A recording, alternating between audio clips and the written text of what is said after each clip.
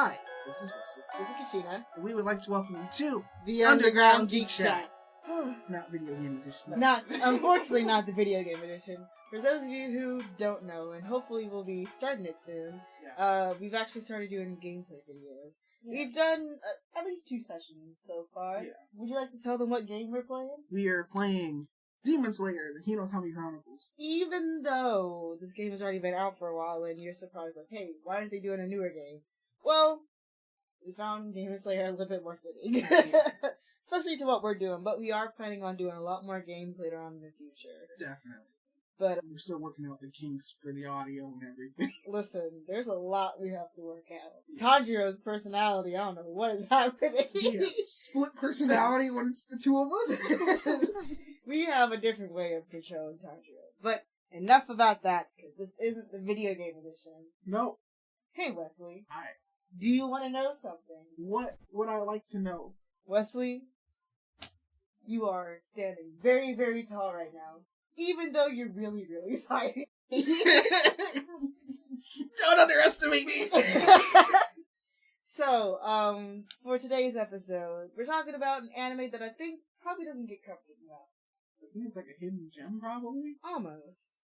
Oh yeah, I would say it's a hidden gem. Yeah. So it's called Sounds of Life. I cannot pronounce the actual name of it. Hold on, wait a second. I study Japanese. I should be able to say it. Kono ota tamare. Booyah! Dab on him! I'm pretty sure my Japanese friend is gonna be like, pronunciation's great, but what the fuck? Why the dab?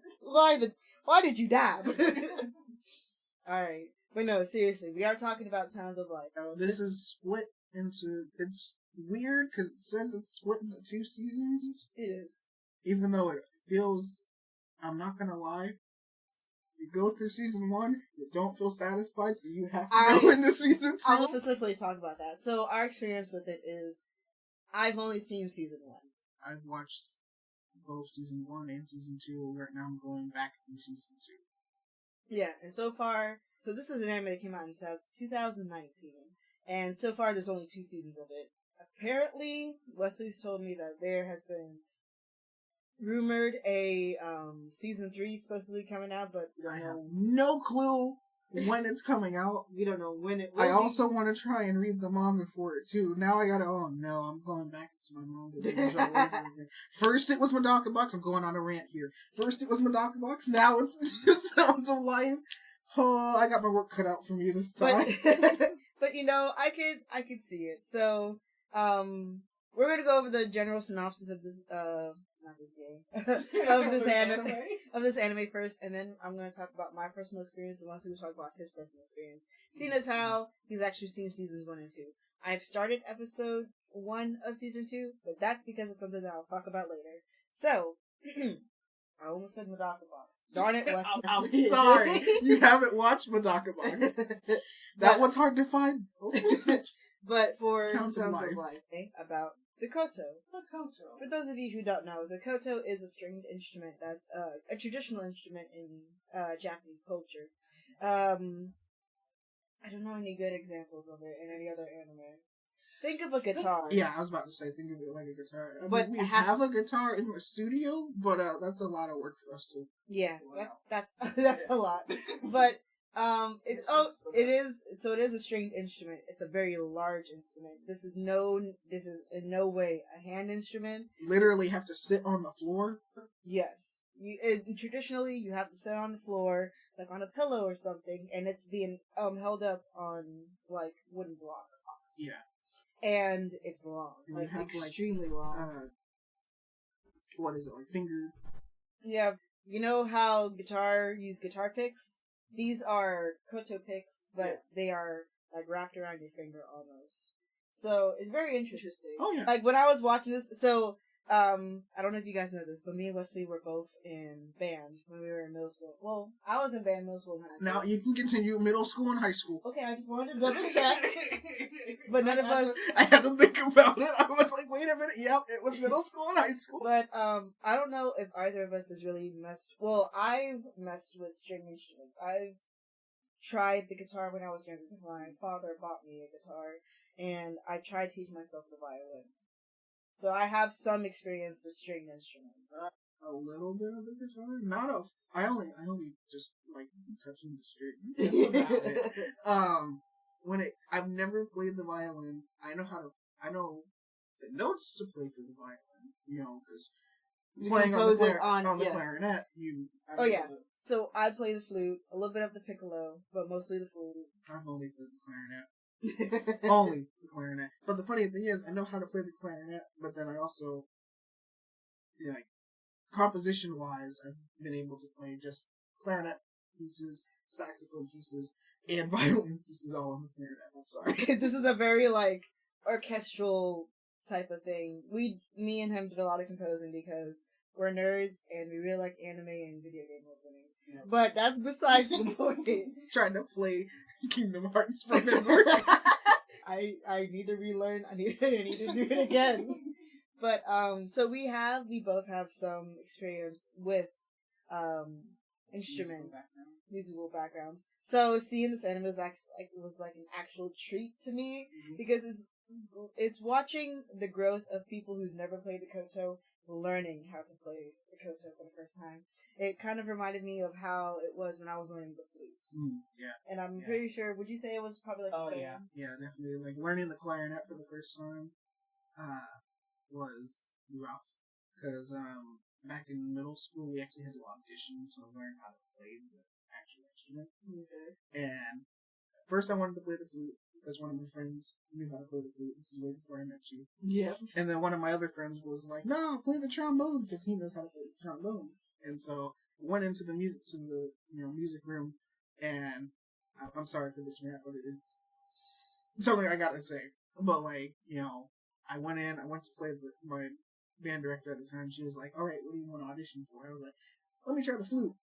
And then she looked at me, and then she gives me the flute, and she was like, "All right, here."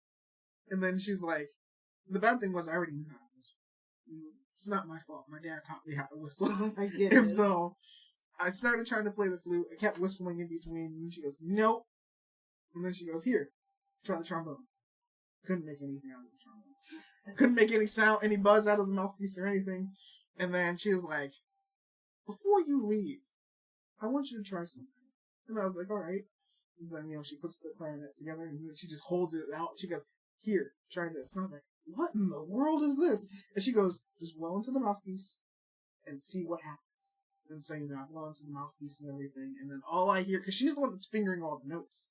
And so all I hear is just this gorgeous sound come out of the clarinet. And I was like, "Yo, what is this?" And the way my director sat there and explained it to me, she says, "Think of this as your blend between a trombone and a flute." She's like, it has it has the higher range of a flute, but it has the lower range of a trombone. And I was like, "All right, that's a cool medium. I'm sticking with this." And I've stuck with the clarinet ever since. But it's interesting because, it's just watching this, just watching this entire anime. I feel like it's brought us both back to our beginning stage. Almost like our roots. Because actually, I have to say, when I first got into there, I do believe, yes, I was in elementary school, and the high school and the middle school came to my elementary school, and they played compositional pieces, and they're like, "This is what you want to think about when you're coming to the middle school and the high school if you want to join a band and stuff like that." Right, they do that for you. No? Wait a second, I just realized. I forgot. We went to two totally different... You were also a military kid. Yeah. So military kid moving around a lot. So, sorry. This see, because when I saw the first 3 episodes, and it was mostly about the main character, which we need to get back into this. I'm sorry. I just realized. We took a detour. So, quick synopsis. It is about the Koto, and it is about this Koto club that's at the school. Mm-hmm. It starts out as a very small thing because it's one guy. Karate. Also, I apologize, guys. This is one of those animes where I was so invested in it, but there's something special about this anime that I will talk about a little bit later, and it's one of the reasons why I don't remember all the characters' names. I'm gonna try my best. There's a lot of characters in this show. There's a lot of characters, but there's a reason why I haven't learned all the character names, but I'll explain that more a little bit later on. But so, it centers around these 7 students. First, it's just one guy named Karata. Yep. All of his seniors, upperclassmen, have graduated, and they were the ones that were running the club, so he's the only one left now. He's the only solo club member, and he wants to keep the club going. Then you meet Chica, which, I don't want to go into too much spoilers for those who do want to watch it. Yeah. But, he has, like, everyone has a connection to the Kotos somehow, and their reason behind playing it, and it's very much a beautiful reason. Chica joins, and it's very weird to see, because he's seen as a delinquent, he's seen as somebody like, this guy can never play the Koto, because... As a troublemaker. Yeah, because the Koto is seen as a very, beautiful, delicate, instrument. The traditional. Yes, a very traditional instrument, and the people that are joining this club, save for 2, maybe 3, are not seen as traditional Koto players. Yeah. But so, he joins it, and then some more delinquents, people labeled as delinquents, joins it. Well, we also got Hozuki. Hozuki is a Koto prodigy, and there's a whole story behind her. Yeah. And it's just, this show is just really amazing when it comes to its characters. Oh, yeah. I see. Yeah, because it's it's almost reminiscent of a sports anime. Yes, I was telling him this earlier, because this very much gives sports anime vibes. And another thing that's very surprising for those of you who don't know is this anime is actually classified as a shonen, which is very interesting. Which was really surprising to me when you brought that up. Because I feel like a lot of musical anime aren't seen as shonen. So you've seen, what is it? The ones where they're creating music on Mars. Carol and Tuesday. Yeah. Carol and Tuesday, I'm pretty sure that's a shoujo. I'll have to recheck and I'll have to see. Your Lie in April is a shoujo. A very sad shoujo that I cannot watch at the moment. Very sad. We've already talked about this. We ain't going down that road. K-On! Is a shoujo. K-On! Is a shoujo. I still have all them playlists on I still have all them songs on my playlist. So every single musical anime that I have at least heard of has been shoujos. But this is a shonen. And it plays off as one. Yes, there is, a hint of romance, but it's not focused upon. This is more or less, the later half, I'm sorry. Well, yeah, probably the second season, the one that I haven't seen. But at least for the first season, it really does play out as a sports anime, shonen, and I think that's mainly because it's focusing on the teamwork. Yes, it is focusing on the music as well, but it's mostly focusing on the teamwork between the students, and I feel like that's just the coolest part of this entire. And it's also cool because it's not only is it focusing on them, but it's also focusing on them, the piece as a whole, what goes into actually making this what it's supposed to sound like. Exactly. And which that in a way makes me think back to when we were in high school, and it's alright, we're given this musical piece, all of us go into our different sections, we do our thing, we come back. We play. Sometimes we sound terrible. We go back. And we always, but at least we come back. Yeah. At first, we play and it sounds terrible. Me was in marching band. Yep. So, yep. Every beginning of the season, we're not our best. We are at the roughest we can be. But as the season goes on, we get better and better. And it shows that with this anime. Also, another thing I really like about this anime is it also focuses on the actual music theory and how to read the music for, which is really interesting. So it's a little bit of an educational, educational? No, just there's an edutainment. There it is, edutainment. Educational and entertainment. So there's a little bit of both mixed in there. And also, it's just a really good anime that I really definitely say you should go and definitely watch. Oh yeah. Let's see. But yeah, at least for the first season, it focuses on them starting with the Koto, their reasonings behind joining the club and learning the Koto, to them going to a music festival. So that's basically the first season. Is what this episode is mainly going to be about. Wesley's going to talk more about season 2, seeing as how he's watched both, and I have to say, I watched the first episode of season 2, and there's a reason behind that I will talk about here in a little bit. But things that we liked about the anime. I'm going to start out first with this one. Good. The reason why I had a hard time learning these characters' names is because the show. So most people might say like, "Oh, that sounds like a downside." It doesn't focus on a character, but I actually find that to be a really good thing because the main character of this anime, I have to say, is the club itself. Mm-hmm. The club as a whole is one character, and I know that's really weird to say until you actually watch this anime. It's almost like I don't mean to cut you off. Oh, no, you good. It reminds me of, I've watched a lot of sports anime, so forgive me. It reminds me of Haikyuu, where it's like, Haikyuu is a sports anime, right? And so you're like, all right, it's probably going to only focus on one person. It's probably only going to focus on Hinata, who's the little small dude. And then you're just like, oh, snap. It focuses on the entire team as the character itself. Yes. Which is what you're saying that for Tokusei High, which is the school that they go to, that club is our protagonist. Yes. Their struggles, their hardships, their victories at some points, and yeah, everything that encompasses what happens with one singular character. It happens with everybody. Yeah. That's a really good thing I like about this is that it also pushes the boundaries of you're only as strong as your weakest link. Mm-hmm. That is something that our band teacher has always told us, and I feel like that is also kind of like reinforced in the show. Yeah. And like to see that just brought back so many warm feelings.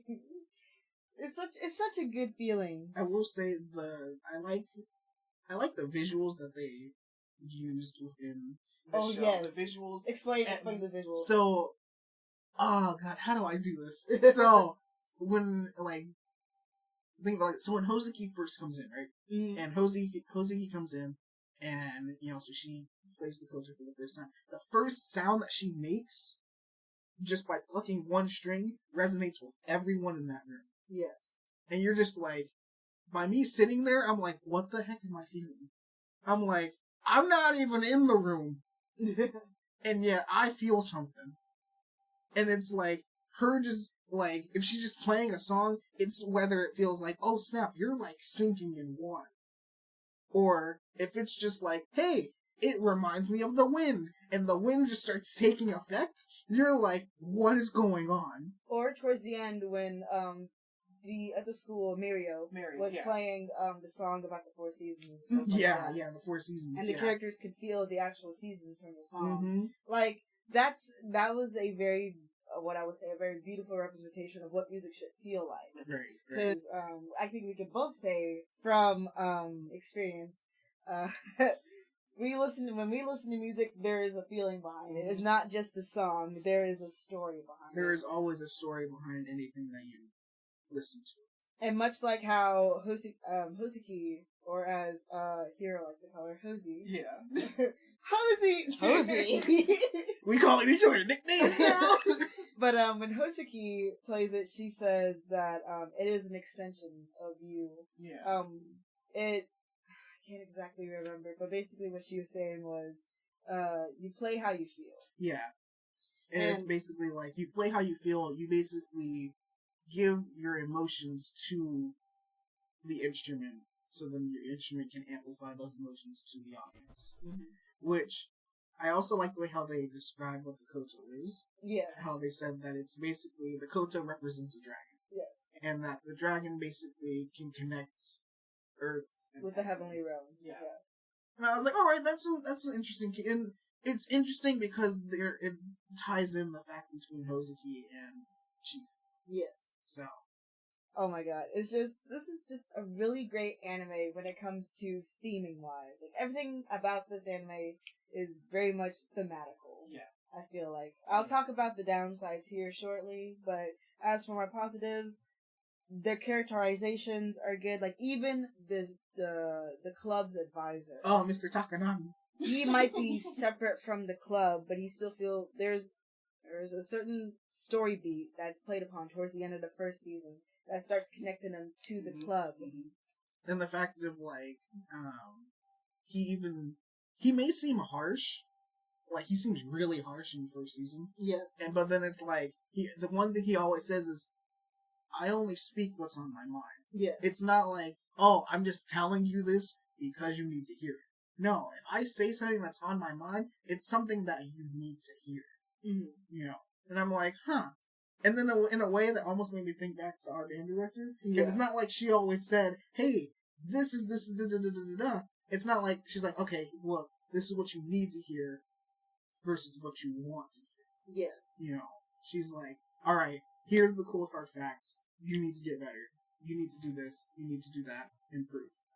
And then you're just like, all right, that was a little harsh, but I needed to hear it. But another thing that I've also kind of realized what the show does is, as the club grows more and more, these characters may start out as like individuals, but eventually they become one with the club, and that's how they get more introduced into the main character, which is the club. Yeah. Because a good example, and this will be like minor spoilers, but there's a character named Hiro in there, and Hiro Kurusu. The only reason why I know that is because of Persona 5. We always go back to Persona 5.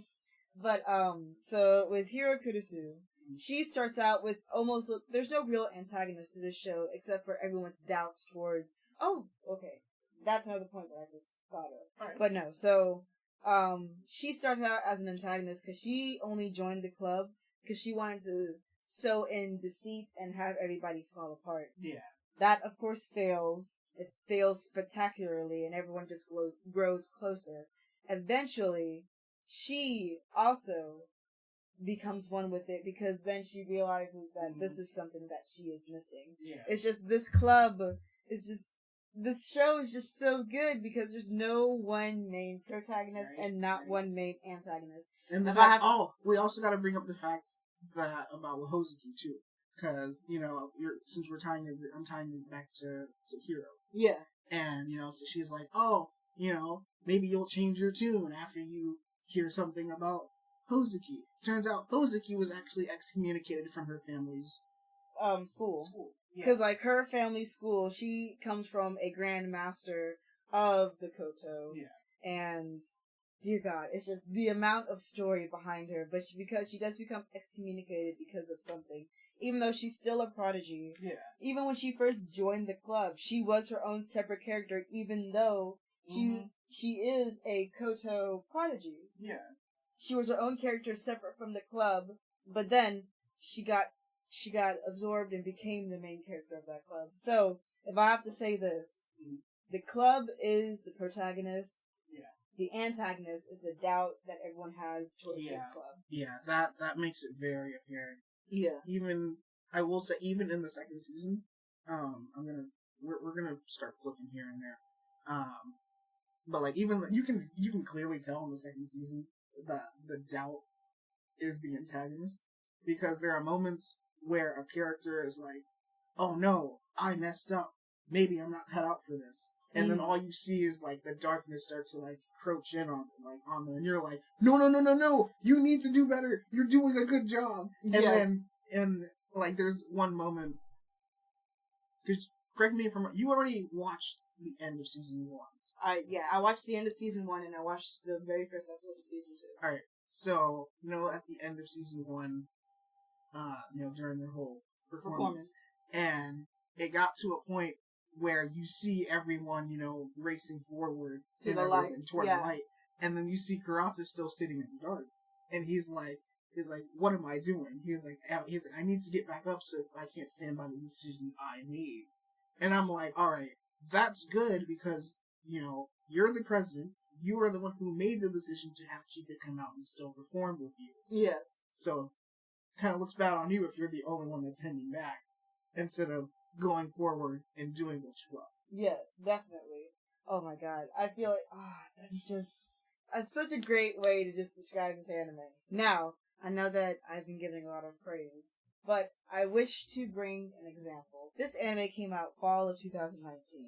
I am now going to tell you, after my anime list loads up, I am now here to tell you what else came out fall 2019. Now, there's a reason why I'm saying this.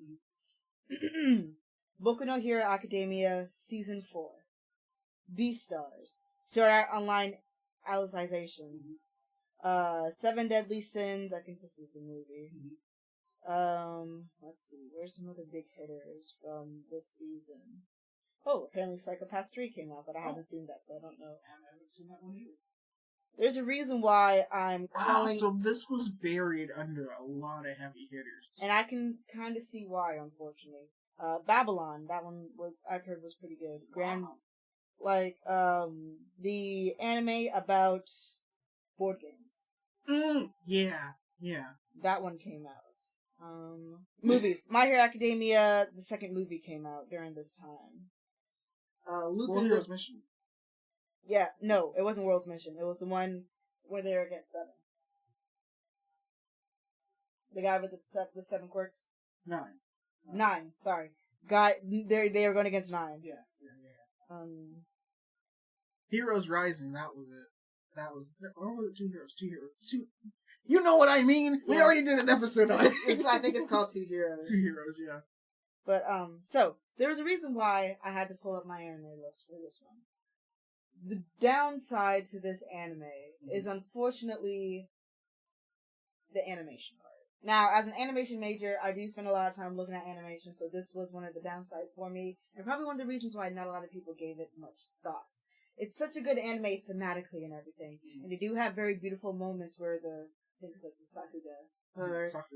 Sakuga. Mainly came in, I feel like that mainly came in more of the bombastic performances and stuff like that.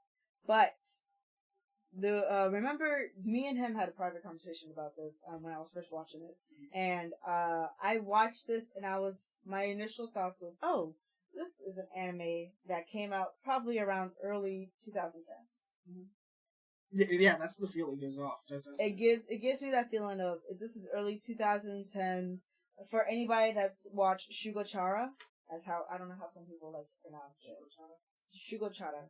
It came out late 2000s, early 2010s. Yeah. The anime did. The manga's been out forever though. Yeah. There is a specific feeling for anime around that time. The animation, not all that great. You watched it more for its charm than anything. This anime has charm, but the animation is slightly lacking. Yeah. Now, but then again, this is coming from someone who isn't an animation guy like you. So with all of the anime that I called out, what do they all have in common? Good animation, Sakuga, and a compelling story, I guess? Kind of. So let's compare. So, okay, a good example. You've watched My Hero Academia Season 4. I've seen Season 3, which was before this, but still. I can still kind of compare it. Yeah. Think about the animation style, and no, I'm not talking about art style. I'm talking about the animation style. From that compared to this. Would you still, with those two playing side by side, would you have told me that they came out during the same year?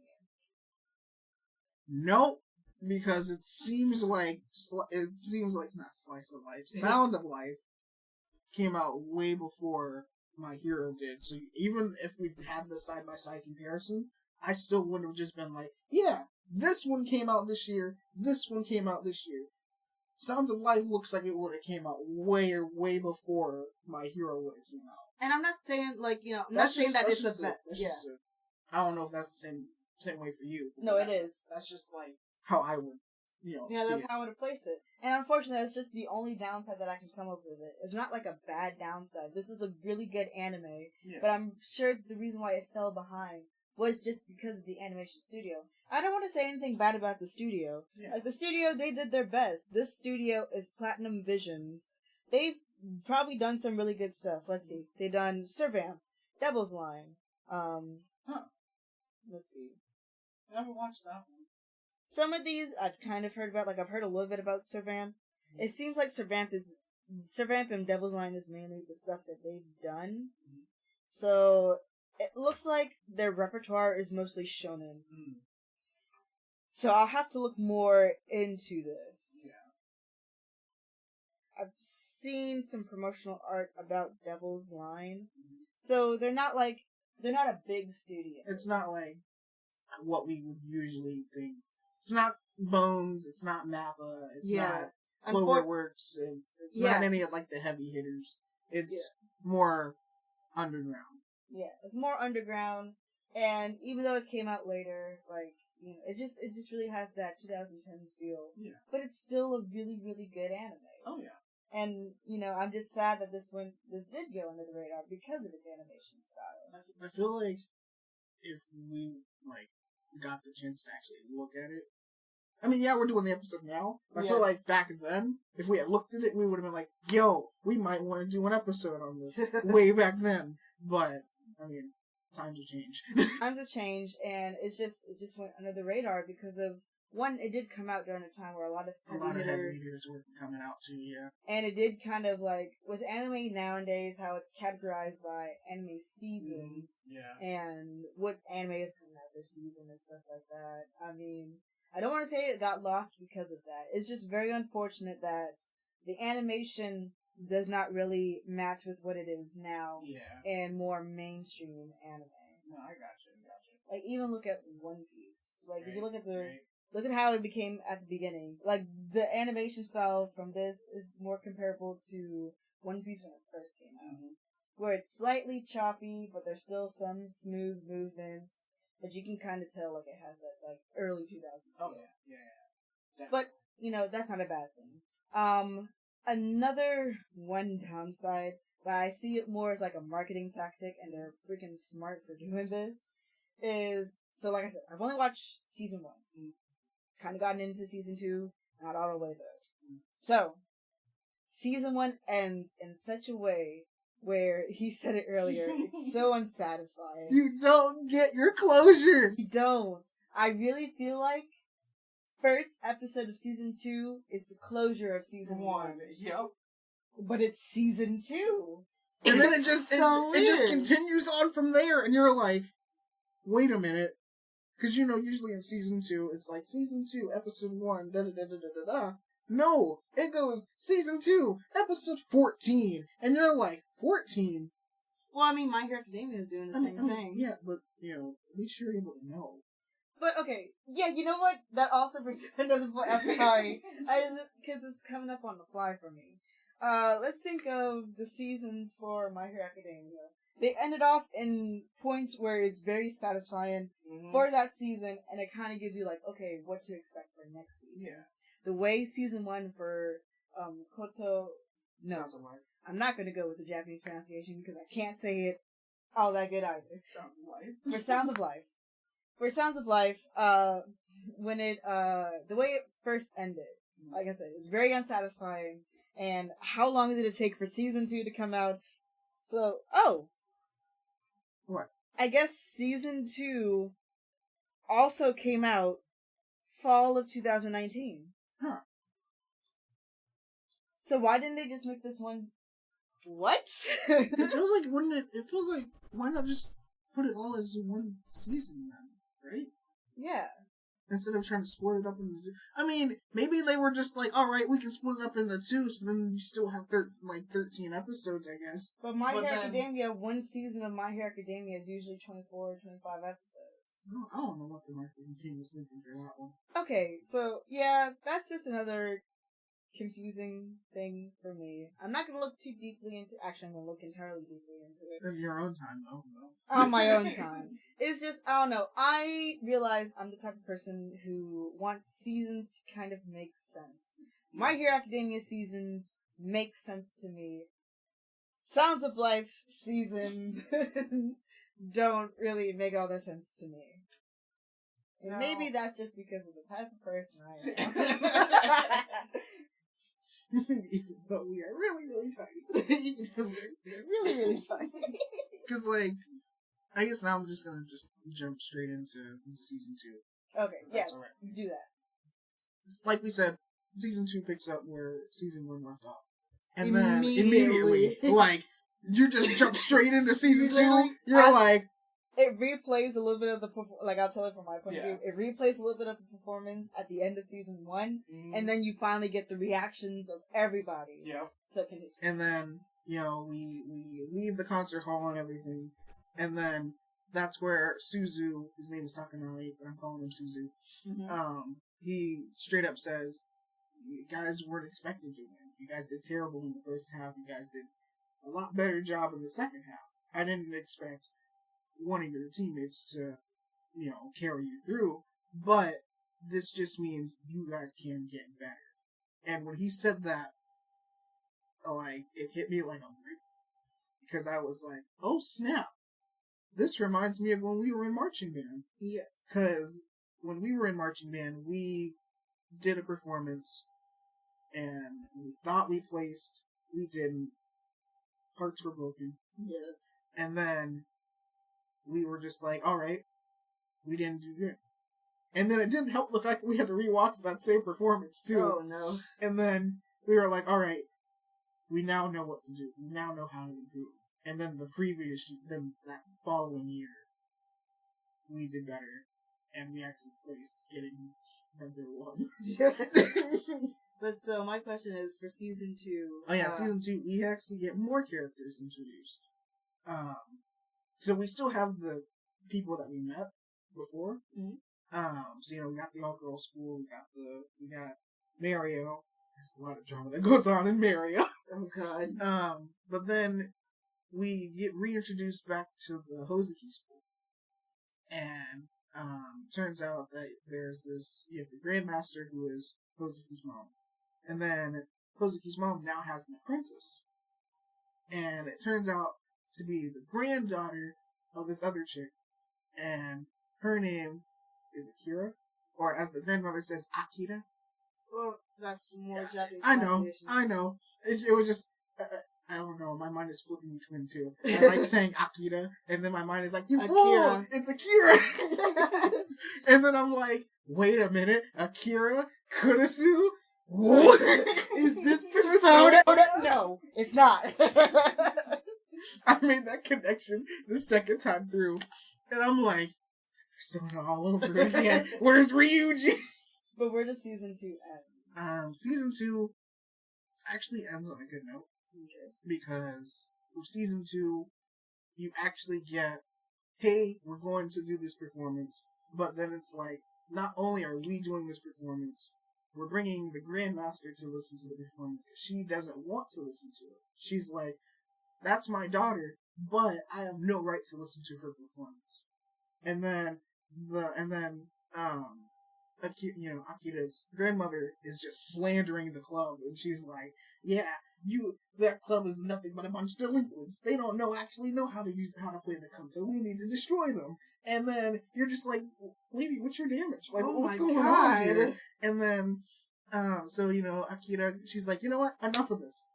We're doing the concert. She's like, Grandmaster, you're coming with. Grandmother, you're coming with too. If I have to drive you, I will. And she just throws him in the car and she just takes off to the performance. My God. And, so they're actually performing and everything, and so Hozuki actually gets to see her mom, out in the audience. And so the way how it ends is the fact that everyone's like, oh snap, we actually have to find Hozuki's mom. Because they're like, well, we don't know what she looks like. And Hozuki's like, she was wearing a yukata. That's all she gives them. So everyone goes searching every which way. They finally find her. Well, actually, her mom finds Hozuki. And she's like, Hozuki? And then, Hozuki actually breaks down for once. And she was like, I loved your performance. She's like, your sound actually reached me for once.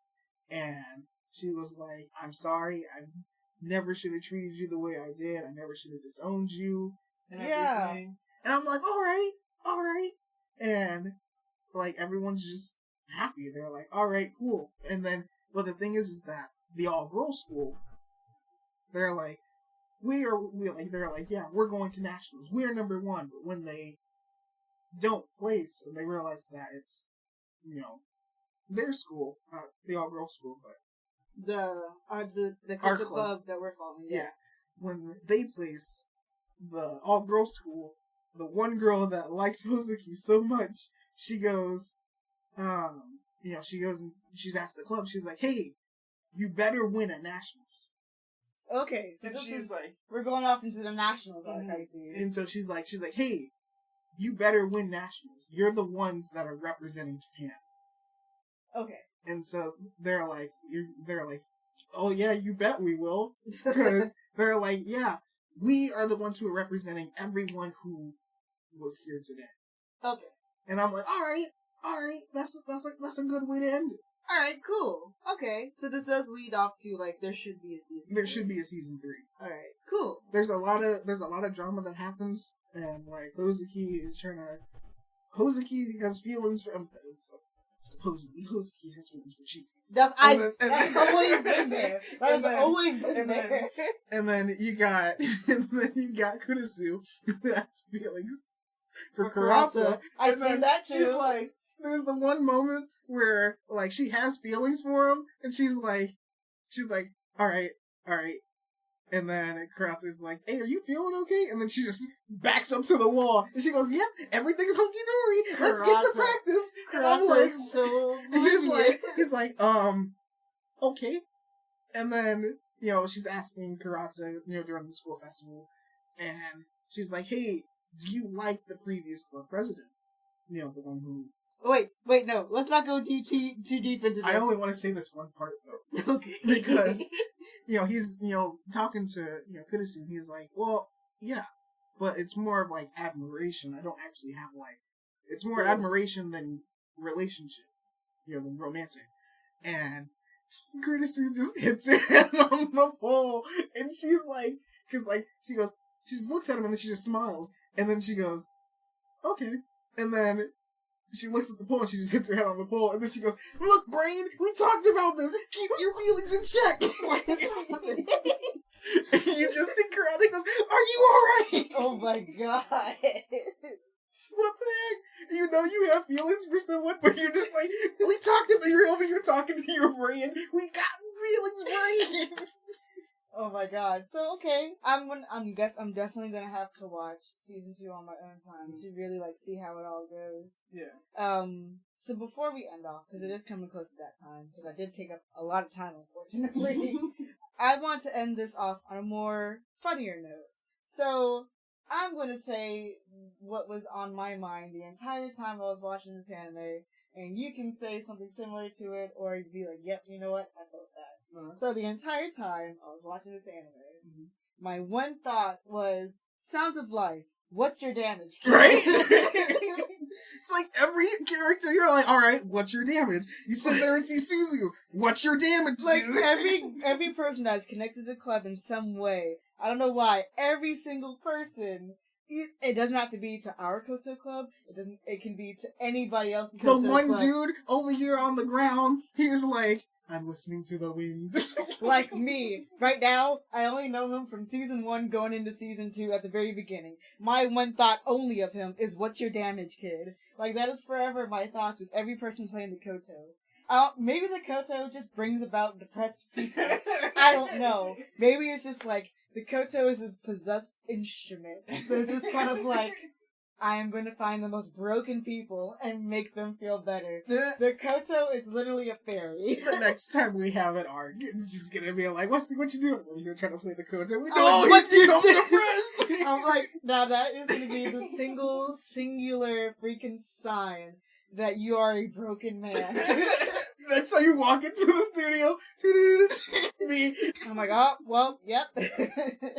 What's your damage, kid? Now, flashback, please. Every time I go to watch any single anime, if there is somebody playing the Koto, boom, what's your damage, kid? Yeah, I just wanted to say that out loud. Like, I feel like that's what this anime also is. That should be its subtitle, not just Sounds of Life. Sounds of Life, colon, what's your damage, kid? Oh, God. I just wanted to end off on that. So, one, because I know we're putting this up on YouTube. Yes. I want you guys to like, comment, and subscribe. We have to start asking that now. Yes. What do you think we should comment? What's your damage, kid? No. If you do end up watching this anime, tell us what you think about it, because we're generally very curious, because I feel like this anime is not watched enough, or it's not spoken about enough. Right. So we want to know what other people's opinions on it is. Yeah. And let us know if you want to try the Koto. If you want to try the Koto, I know I do. Oh, definitely. Yeah. If only I could be rich enough to buy it, though. Right? Because not only does it have to be built, it has to be shipped from Japan. That's one of holidays, so it's just Japanese. Right? Much like a lot of things in Japan, it's Japanese only. But thank you all for listening. We hope you've enjoyed your visit to the Underground Geek Shack. See you guys.